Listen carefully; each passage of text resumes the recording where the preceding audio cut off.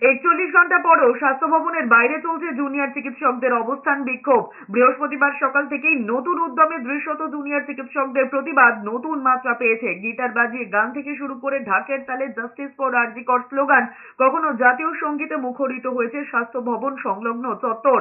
পাশাপাশি বৃহস্পতিবার সকাল হতেই স্থানীয়রা সহ দূর দূরান্ত থেকে আসা বহু মানুষজন চা, বিস্কুট, জল থেকে শুরু করে বিভিন্ন ধরনের শুকনো খাবার নিয়ে হাজির হয়েছেন। মঙ্গলবার দুপুর 3:30-র পর সল্টলেকের স্বাস্থ্য ভবনের বাইরে ধর্নায় বসেছিলেন জুনিয়র ডাক্তারেরা। এরপর থেকেই রোদ বৃষ্টি মাথায় নিয়েই স্বাস্থ্য ভবনের সামনে তারপর থেকে টানা অবস্থান চালিয়ে যাচ্ছেন আন্দোলনকারী চিকিৎসকেরা। দফায় দফায় রাজ্য প্রশাসনের সঙ্গে ইমেল চালাচালি হয়েছে। কখনো নবান্ন থেকে ইমেল এসেছে বৈঠকের আহ্বান জানিয়ে, কখনো পাল্টা শর্ত দিয়েছেন জুনিয়র ডাক্তারেরা, কিন্তু বৈঠক নিয়ে সমাধান সূত্র এখনো বার হয়নি।